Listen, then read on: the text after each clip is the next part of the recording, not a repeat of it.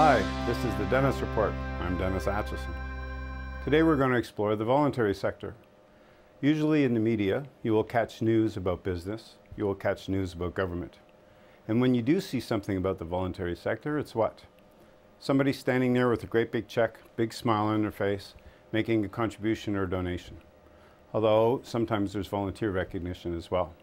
But for the most part, we don't have a deeper appreciation for how those three sectors come together to create community, because we have a lot of information about the business needs and a lot of information about government's needs, but we don't have as much information about how volunteer organizations build community.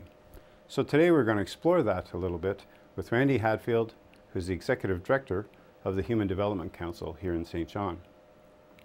But before we get there, I'd like to explore and show a little mechanic that'll help deepen the discussion when we get talking with Randy. So most of us are familiar with this scenario.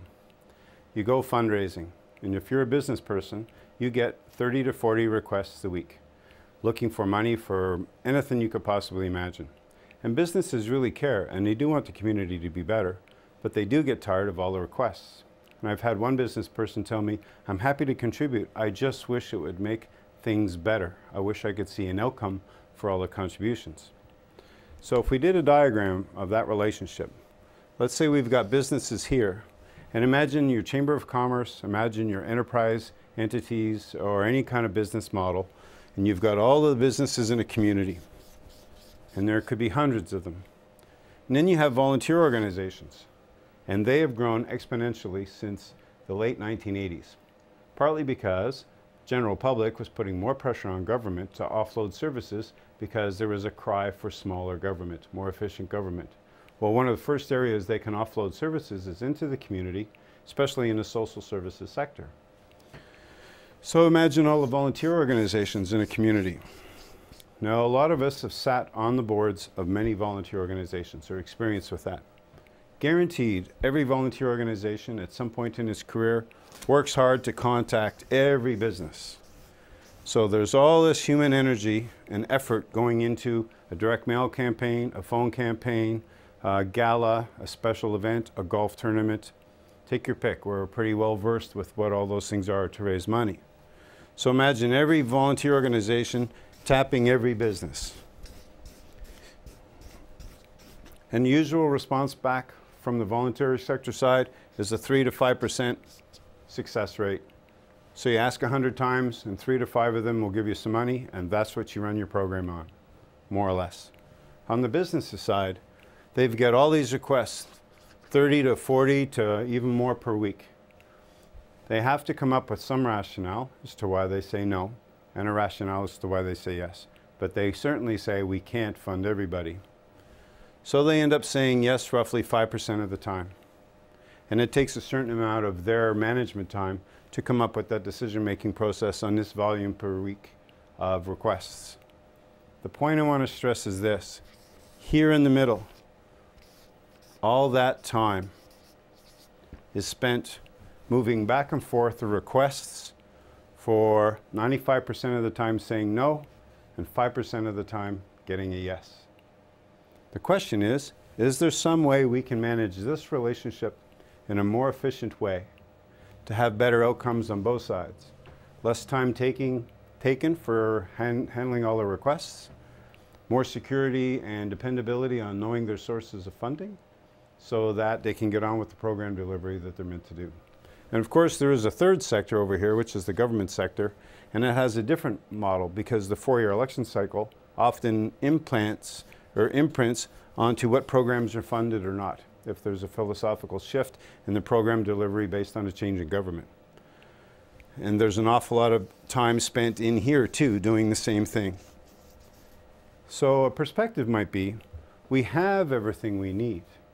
We just don't put it together very well. And in the process, we lose an awful lot of time. And it's going to be a great joy to explore that with Randy Hatfield.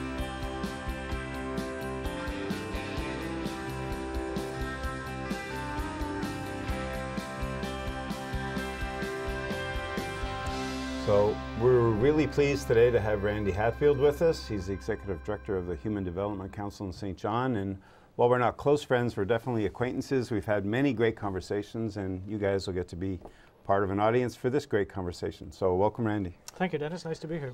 So unknown to you guys, we've already been talking for 15, 20 minutes. So we're already warmed up. We're just going to keep going. So we were talking about how if you give someone housing, how it stabilizes a whole bunch of other things. So want to speak to that a bit? Yeah, we've had a chance at the Human Development Council to manage the HIFAS system, which is the electronic tracking system that the federal government uses for emergency shelters and transition houses. So every year our data collection is getting more robust, it's getting better, and when you have good data you can do some analysis with it. And so the last round in 2012 we were able to look at St. John, for instance, and we found 341 individuals that used an emergency shelter. 341. 341 in St. John. There are 2 emergency shelters there year-round, the Salvation Army Center of Hope that has 27 beds for men, and the Coverdale Center for Women, which has 10 beds for women.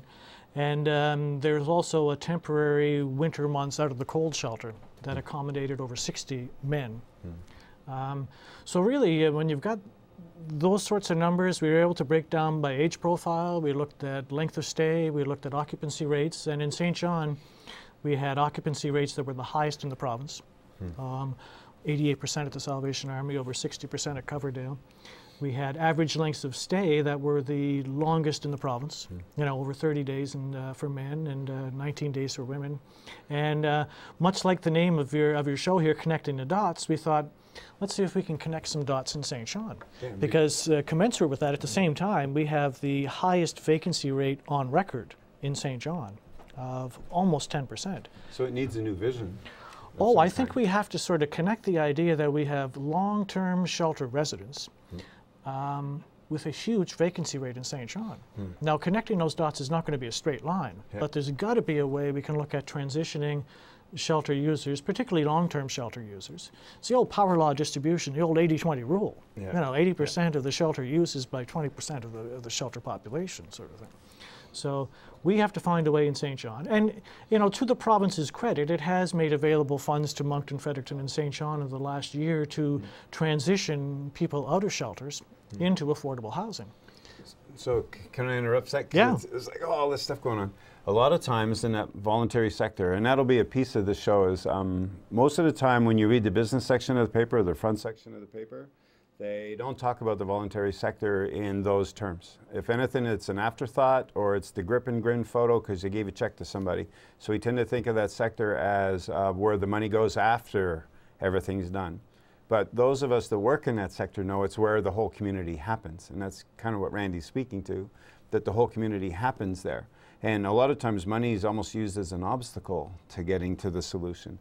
And maybe what you really need is a change of heart or a change of perspective, because we have lots of resources. You just mapped out, here's the vacancy rates, and here's the usage rate. And these two things should fit together, but it's going to require, what, a change of just money, or what else will it take? Oh, I think a holistic approach to the whole notion of housing and homelessness. I mean, there's some wonderful projects that are underway throughout the province. The YWCA in Moncton. And you know, there's a rich legacy of YWs and YMCAs, and I didn't appreciate this till I started looking at these programs, but the YWs take a really serious gender lens and look at housing and homelessness in Canada. So in Moncton, they have a scattered housing project where they actually take a couple of the women and put them in 2-bedroom apartments, but most importantly, Dennis, they case manage them.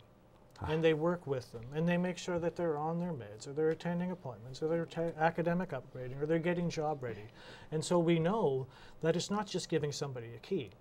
It's like poverty in general. It's not like giving them enough money so they're over the LICO of $19,341. That means nothing. Yes. You know, it's working intensively with individuals and case managing and making sure that, you know, Maslow's hierarchy of needs is met. You know, at that bottom rung, there was what? Food, clothing, shelter, and safety.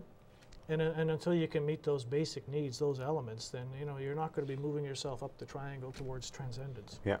And it also ties a bit to community soul, because when a community sees itself taking care of people who need a hand or have hit a bump, and you know, at different times we all say something like this, like there, but for the grace of God go I, or one false move. Some of the stories you hear out of the United States, They're one disaster away from bankruptcy because of some of their structure, and we have a public healthcare system and public systems in place. But I'm always fascinated how that third sector, the voluntary sector, never seems to have the same pop or oomph as the other two when we get talking public and private, instead of public, private, and voluntary. And I keep thinking that maybe in there, once it's recognized that everything happens in community in that sector, because it's the only place we all intersect, they can start to let go a little bit and get to the solutions. You've been working at this for how long now? Oh, about a decade. We allowed to say? Yeah. I try not to do the math. Look, you've raised an excellent point, and I think part of it is how we get our information. What is the lens? So opportunities like this, I think, are huge to get the message out, because over the years I subscribe to the belief that everybody does the best they can with what they have. I don't think there are too many people that rise in the morning thinking, I wonder how I can do that. So really, if that's the case, then I think it's our duty, it's our obligation to put better tools in their hands and to show them how connected it is. Yes. I want to squirrel off to another theme, so more on the economic side, if that's okay.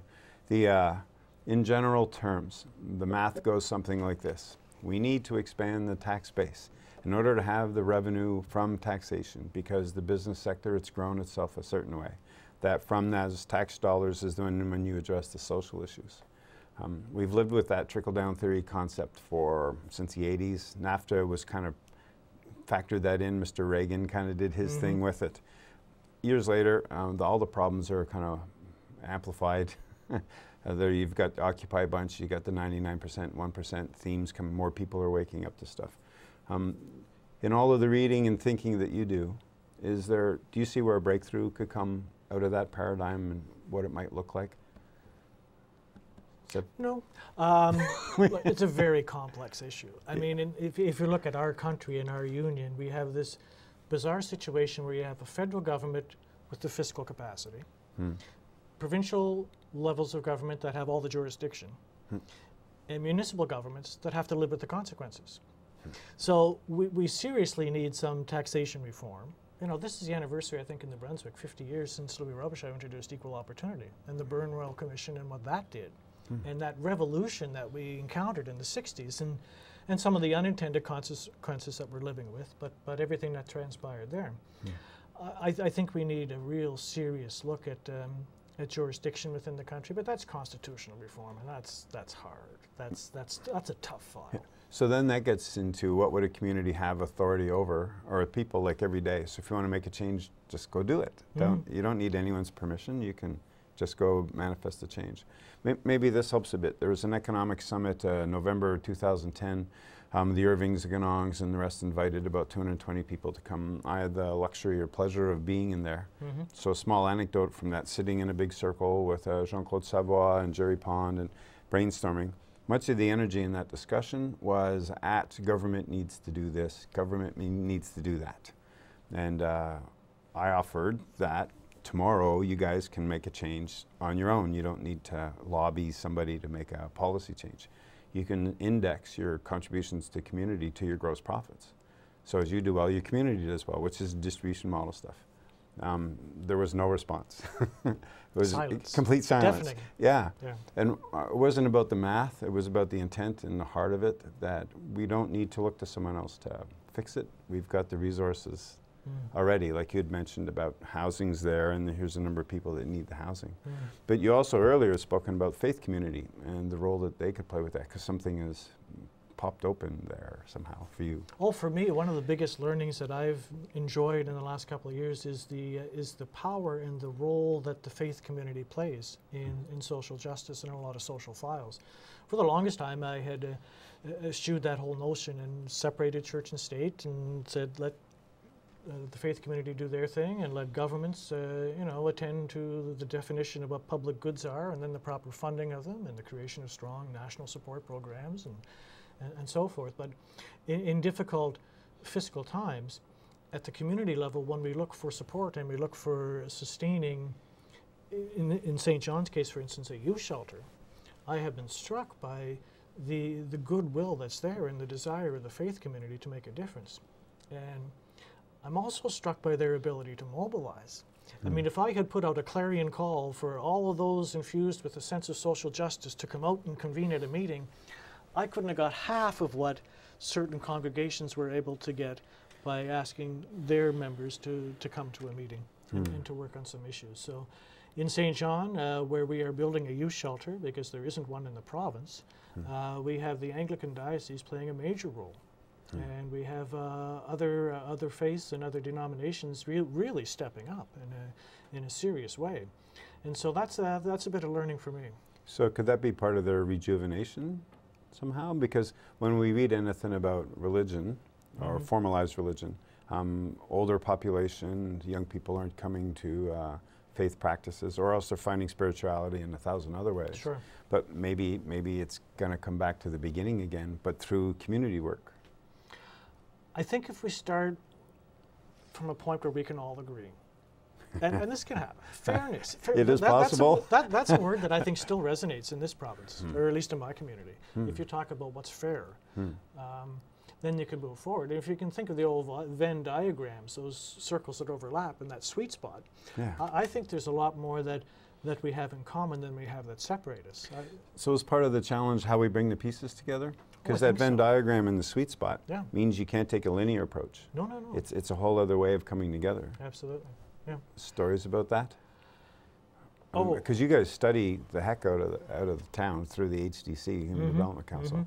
But the breakthrough is going to come from there's the knowledge base, and there's your statistical analysis, but the breakthrough is going to come from that sweet spot space. Well, we just finished, we did a piece of work for the St. John Community Foundation. It's called Youth Vital Signs, and we surveyed every high school kid, over 4,000 in St. John and the surrounding area.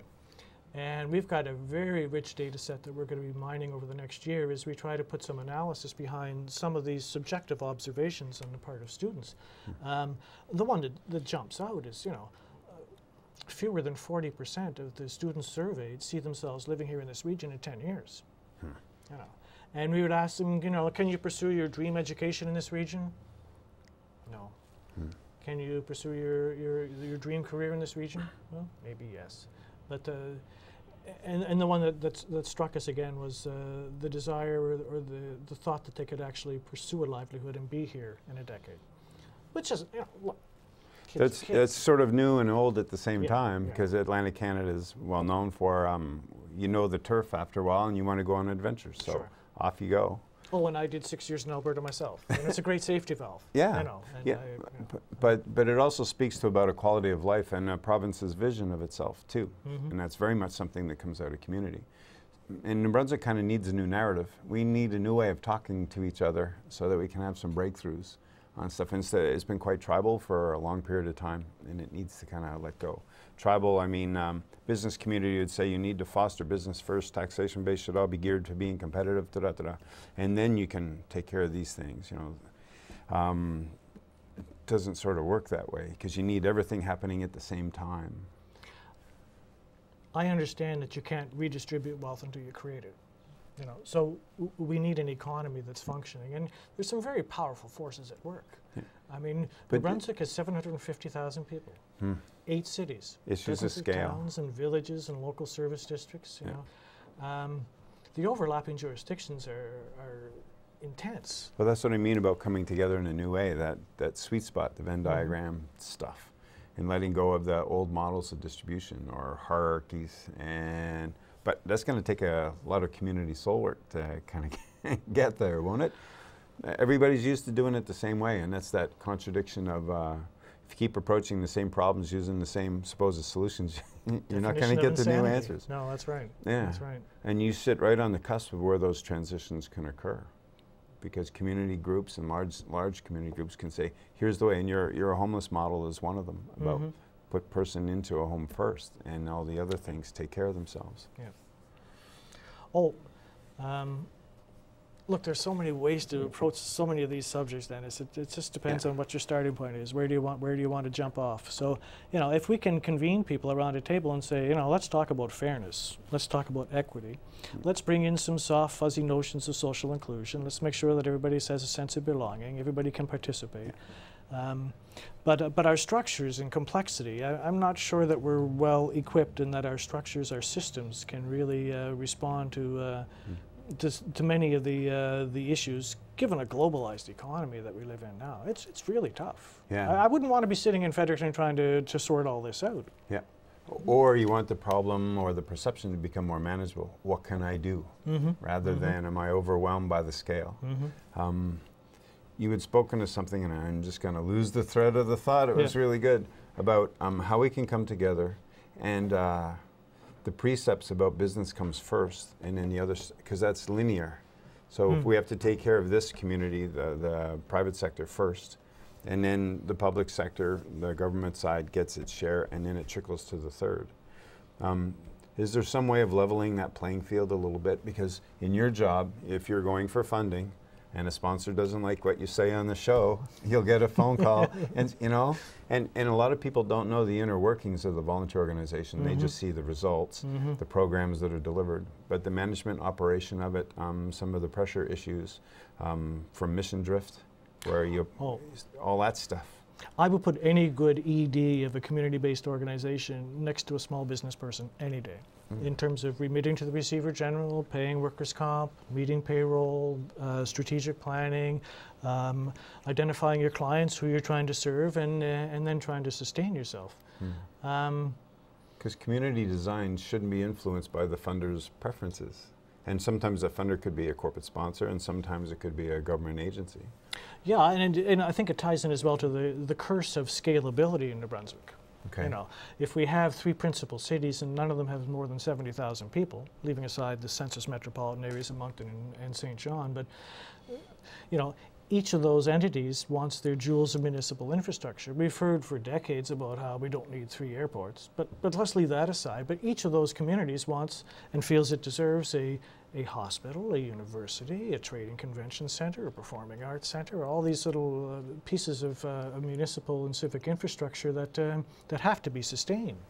So what we're trying to do as a community-based organization is look and say, well, if we have 3 urban areas, I mean, let's put a circle around that and brand that as our urban area, and let's look how we can rationalize some of the, not only some of the problems, but some of the solutions. You know, urban economists talk about that ratchet size that's required in order to sustain its own demand economy, and HRM in Halifax with 350,000 or whatever probably has reached that point. It's close to it. Right. But you know, when you look at my community in St. John or Moncton or Fredericton, it's tough to sustain it all. Yeah, and in there is the value system of a voluntary sector sometimes defines itself based on what it needs. And there's always all these needs. I need to fundraise this. United Way wasn't able to hit its goals or barely hit its goals. We get so much of our funding from United Way, we have to go find a balance somewhere. That impacts full-time positions, which then impacts the ability to reach a lot of people and help them with grassroots program delivery. And that's just a voluntary sector thing, but that model is very similar to any kind of business model where I've got these many sales reps, but our sales reps only hit these targets, so I've got to figure out, can I hold or do I have to let some people go? But the other side of the equation is what strikes me, and please speak to it, is driving here, radio report talked about revenue from the gaming industry worldwide, multi-billions of dollars. It's now surpassed the movie industry. So you can look at wealth that way, and there's lots of money. It's going to certain spots. Or don't look at money, look at resources. Remember there was that fire a couple of years ago, I want to say Cold Lake, but I'm not sure, but it was in Alberta. Slave Lake, I think. Slave Lake? That could be, yeah. Great, and there was lots of need demonstrated, and a week or 2 later there was this lady in Ontario who did a call out, was overwhelmed by the response, and a couple of truckloads of clothes go up to Slave Lake. Then it's a national story 2 weeks after that, because all the clothes were found in the Slave Lake dump. Right. So it's not a, and to finish that story, it wasn't like it wasn't appreciated. It wasn't what they needed. So what struck me was we had everything. We had all these pieces. We just didn't put them together very well. Yeah. And you opened by talking about there's these vacancy rates and there's these people who need accommodation. But there's either a perception or a will that grounds itself in, oh, we don't have enough, and therefore we work on an economy on need, rather than we've got everything we need, we just don't share it very well, which is a different feeling. Oh, I think it's a distribution issue. I think you've hit on that. I mean, if you look at income inequality and the way that has ballooned in the last decade in Canada, the Conference Board of Canada would confirm that. You know, the rate of income inequality is faster in Canada now than it is in the States. If you go to equalitytrust.org and in the UK, the website that looks at almost any social ill you could ever imagine, and the correlation, not necessarily causality, but the correlation anyway between income inequality and its growth, and whether it's everything from drug use and addictions to teen pregnancy to income inequality. I mean, it's all there. Can we try to do a little leap? Because as I listen to you, we're really deep into the voluntary sector, which is awesome, which is great. But at the same time, if a business person's watching this, they're going to be thinking, well, how's this going to help my business? Well, just as the business sector has ROI and P&L, return on investment and profit and loss, I think our sector is beginning to realize that we're going to have to try to find some common language, and we're going to have to use SROI, or social return on investment. And that's meant to take a look at what interventions cost, but also what kind of economic return we can see to a community. And it's spearheaded largely in Calgary right now, where every grant that the municipality makes in Calgary is squeezed through this SROI lens, which means that we have to go back to community-based organizations, and we have to start with something like, what is your theory of change? You know, again, without getting too jargony, but what are you seeking to accomplish? To interrupt, is it still perceived of as sequential, though, that this comes first and then that happens? Oh, I think so, and that's not necessarily the best way to go about it, but I mean, it does put us at the same table talking the same language. So it is the next step. And so I think it really is, and it doesn't hurt for community-based organizations to take a look at some of these. What are their performance measurement outcomes, or the key performance measures? I mean, we're getting as good with the jargon as a lot of the BBAs and MBAs. So that also gets into the common language thing. And so do you get there by the voluntary sector adopting the business's language, because that gets them across? Will the business sector ever let go of their entrenchment with how they see it's supposed to work and start to adopt some of the voluntary sector language to what is the good? I took one martial arts course in my life, and I was told that when force meets force, the greatest force always wins. So to answer your question, I'm inclined to think that maybe the sector that I'm in might have to modify its language. We may need a common language of investment and return. But let's talk about social return. And let's not talk about social impact bonds or financing it. That's another whole muddied issue that I have. And a lot of stuff can happen without money.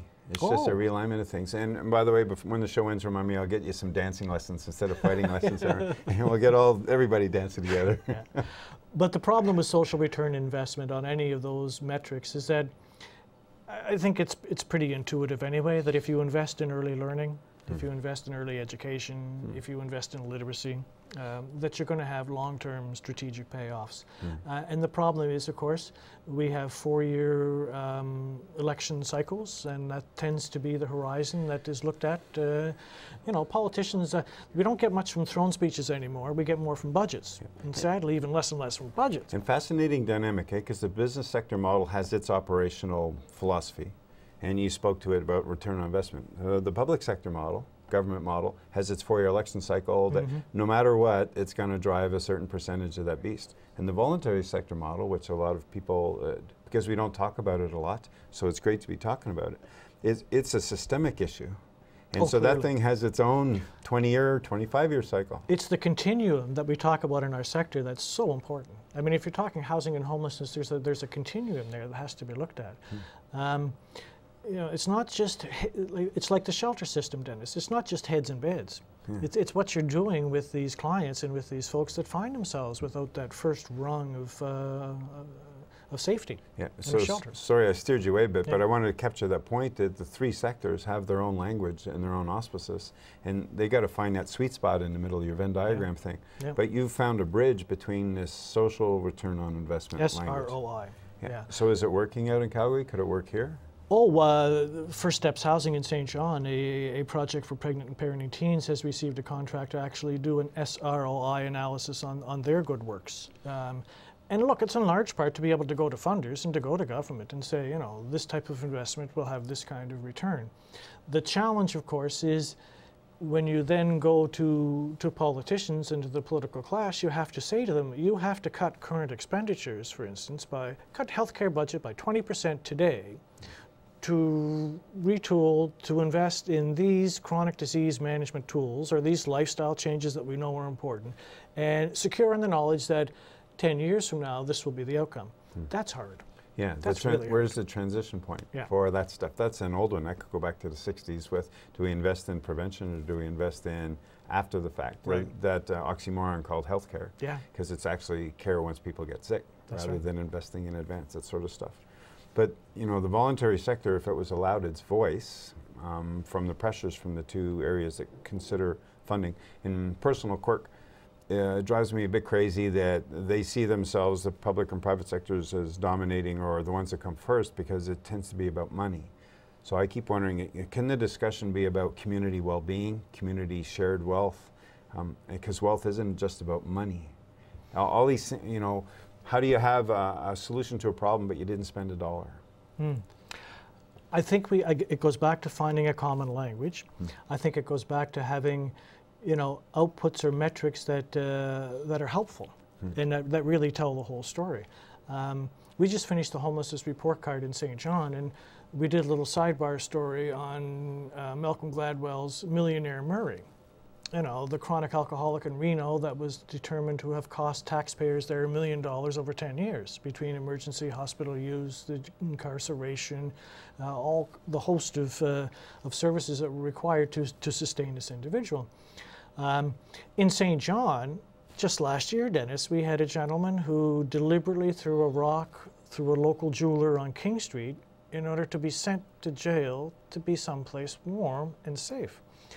And so he went to provincial court the next day after he threw this rock, and the judge had to remand him for 60 days. No plea, just remanded him because the Salvation Army was full and the Out of the Cold Emergency Men's Shelter for extreme weather hadn't opened yet. So 60 days later, the guy was called back into court and was granted an absolute discharge. And that night stayed at the temporary emergency Out of the Cold shelter. But for 60 days, at $171 a day, which is what Stats Canada says it costs to keep somebody in provincial jail, you know, we racked up a bill of over $10,000, which we know, given current market rates in St. John, would have kept him sustained in a bachelor apartment for, you know, 21 months.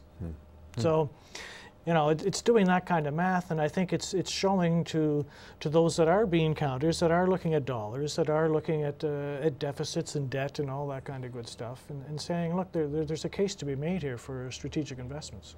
Do you Nothing think? new. Yeah, but which is great. Do you think it'll ever come to the point? I'm hoping, as he leads the question, that it just because it's the right thing to do, it'll be done.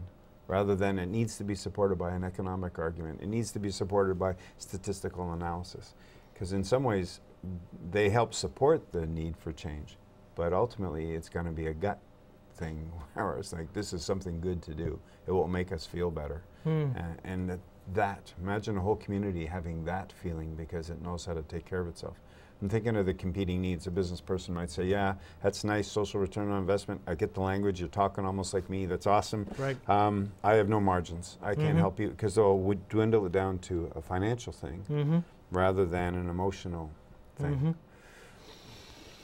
Oh, that's a tough question. Yeah, I mean, well, because you sit in the middle of it, because you sit right in the middle where those three sectors intersect. And people, it's like voting. It's an emotional decision. well, it's not it goes a to our logic. political process, and it goes to citizen engagement. I mean, it goes to awareness. It goes to connecting the dots. That's what this is all about. If you look at voter turnouts, for instance, I mean, we could spend an hour. we did a recent hire at the Human Development Council, and she claimed to be quite indignant about our electoral system and how it works, and how, you know, first past the post doesn't serve us well. And so I guess I've been around long enough that I was leaned over and pulled from my bookshelf the Legislative Democracy final report that was issued in, what, 2006 or 2008, that canvassed this very subject and talked about it, and talked about, you know, proportional representation and bringing in those sorts of reforms. But there's something about our political system that it's very, very slow to respond, and you know, it's a question of voice And trust, maybe? Oh, yeah, I'm sure that figures into it, big Yeah. time. Yeah. So in some ways, the work you do in HDC and the voluntary sector in general could help rebuild that community trust, because it would help nurture those relationships, but on a different plane, not an economic plane, not a power-based or an imbalanced power-based plane. It would be about generative, creative, new solutions to old problems.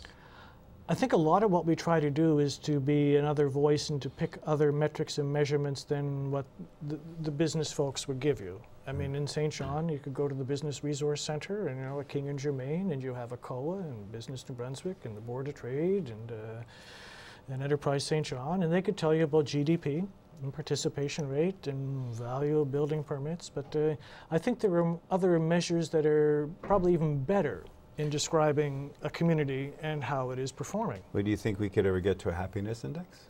Oh, wouldn't that be nice? I really, look, and we have to lift our heads up every once in a while, and there's some neat things going on, even at the UN, WAVE, and I'm going to butcher the acronym, but it's Wealth Accounting by Valuing Ecosystems or something. And you've got 10 countries in the world that are beginning to, instead of looking at national accounts, develop new metrics and new ways of doing the kind of accounting that gives some credit to the ecology, to human resources. And so, things are moving very, very slowly, but some neat things are happening. But this might tie to something you spoke to earlier about surveying high school students and do they want to stay here to live. Talking about that happiness index thing, Richard Florida, one of his first pieces he did 15, 18 years ago now, talked about the quality of life indices and the creative class and all that. Yep. So the 25 to 35-year-olds don't work for money. They work for quality of life. Let me make enough money so that I could have a certain quality of life. One of the things New Brunswick has is an amazing quality of life, as long as we don't always define ourselves by all the things we don't have. So maybe there's a window that the leadership and that vision would come from that voluntary sector to go, if you measured yourselves this way, rather than this way, social return on investment, if that's your bridge language to get you through, are you happy living here? Right. Yeah. I kind of like old, soft, fuzzy social inclusion language, the sense of belonging, the ability to participate. And I think using that kind of language allows you to sort of say, well, okay, what then is preventing people from participating fully? What barriers are they encountering that are making it impossible for them to live fulfilled lives? And that's where it comes back, as you know, to literacy, and the other part of this business that is really difficult is something called authentic engagement. It's one thing for us to sit here, Dennis, with our suits on and our ties, and to talk about how we're going to create better living conditions and more fulfilling lives for those that are more unfortunate. It's really hard. The hardest piece of work that we've encountered is the authentic engagement that's required to actually engage the lived experience. It's very easy to say, let's create a table and let's have a poor person at the table. Or let's have a First Nations person at the table. Or let's have a homelessness person and get them to identify their concern. That's really tough. Yeah, authentic speech is the way, I agree completely. And great for bringing that up, because it's where it needs to go. Yeah. Because it's where people connect, because there'll be a heart connection, because you're practicing it. Yeah. So on that theme, if you were controlling all the levers like the Wizard of Oz behind the curtain, making stuff unfold, but do you have a vision for, where you've been in the trenches, helping deliver stuff, measures, change, systems, approach to things? So it's 10 years from now. What's happened that makes your heart go thump, that was really good? Well, first off, there's no place like home. Yeah. I think it goes back to distribution again. It goes back to how we allocate scarce resources. And that's what politics is, right?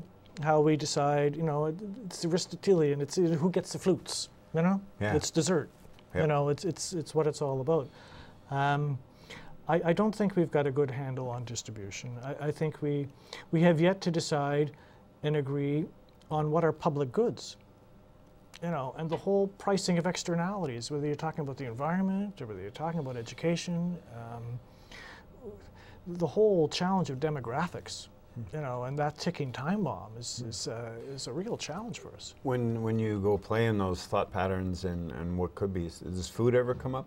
in the discussion? Well, like food security, I haven't done a lot of work on that file. I know some people in the province that are very serious about it, and some neat things are starting to happen. I did have an opportunity to participate with the Common Front for Social Justice last year in their Experiencing Hunger campaign, where we lived on food bank rations for 3 days. And, Right.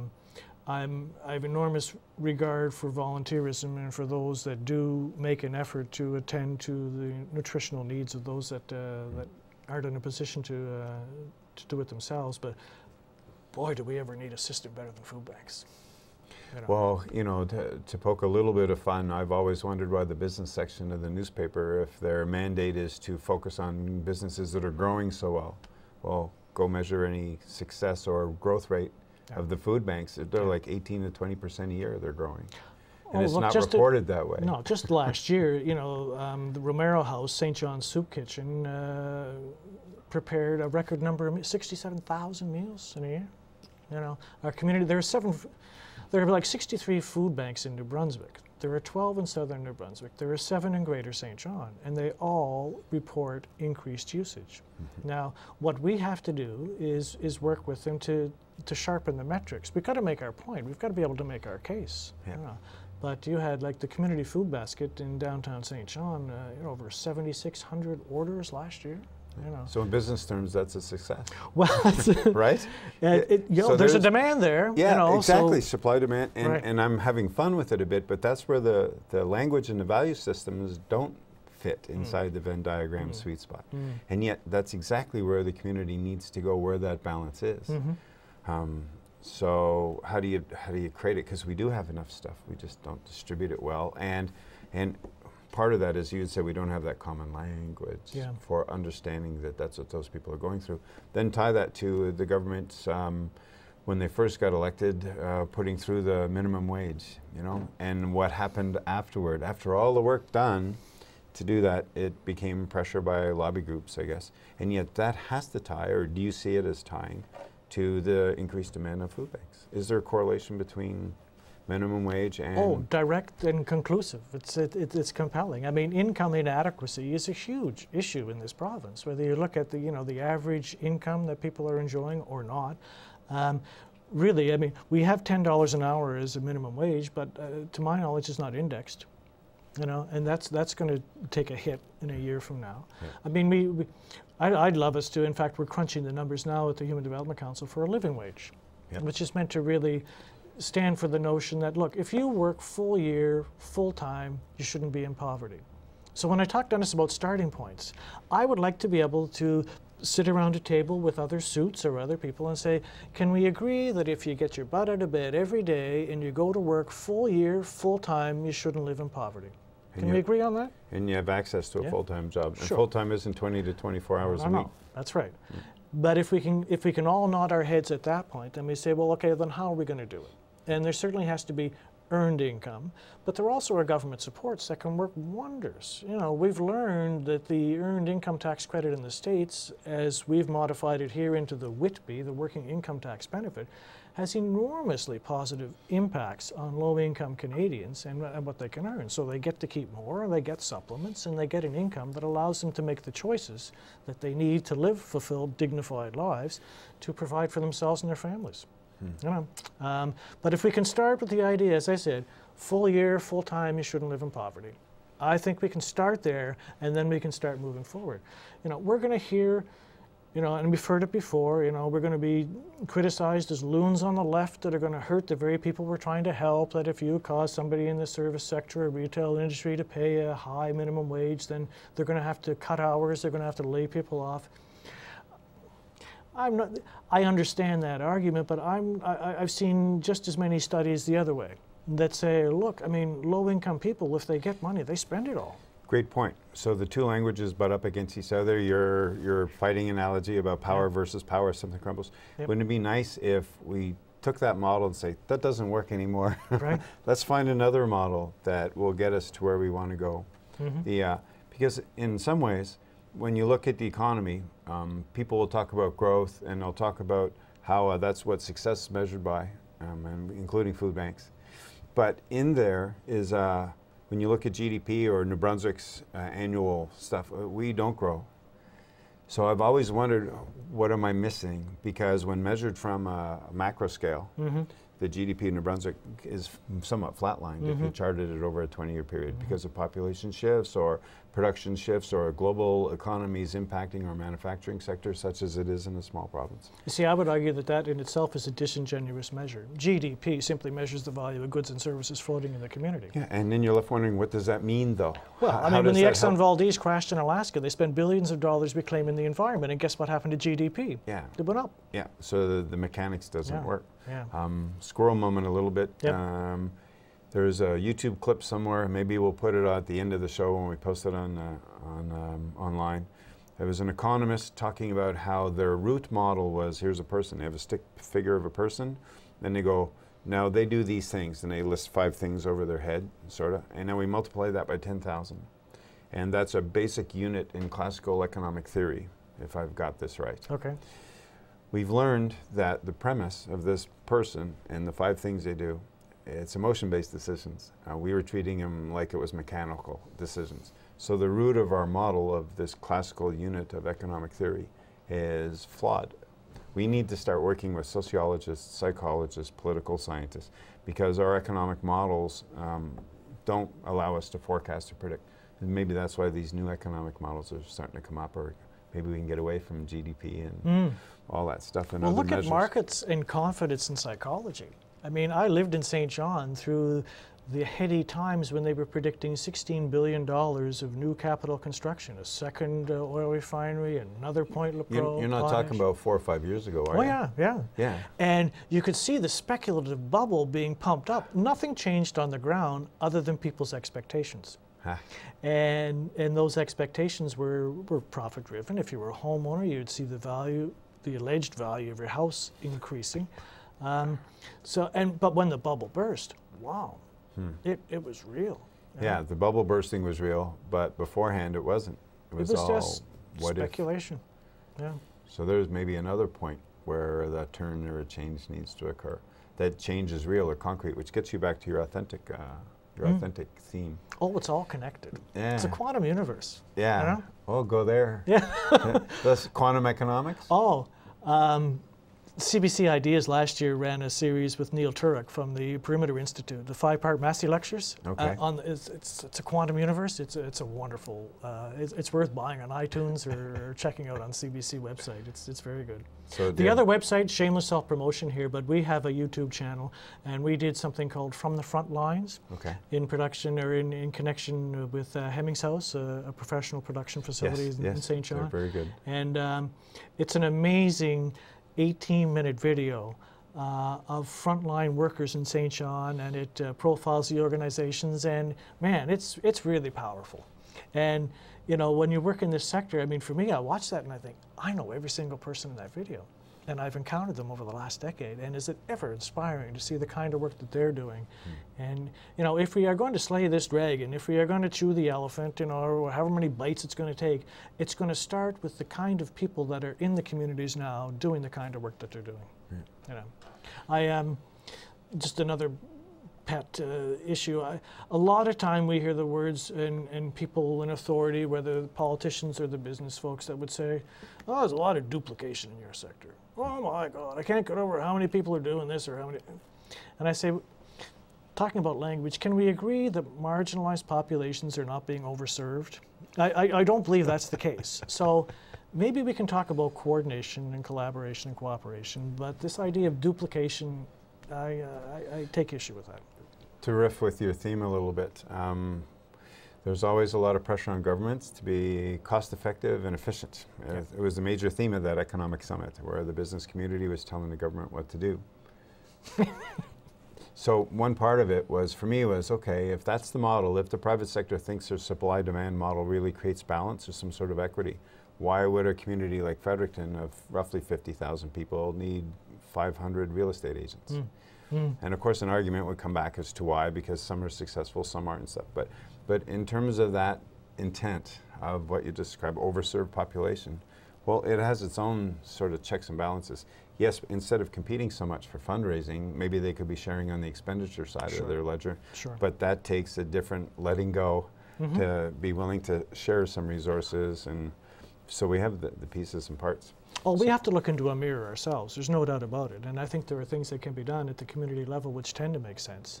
And we are seeing it now with funders. It comes back again to scalability. There are 3 United Ways in New Brunswick, right? Yes. You know?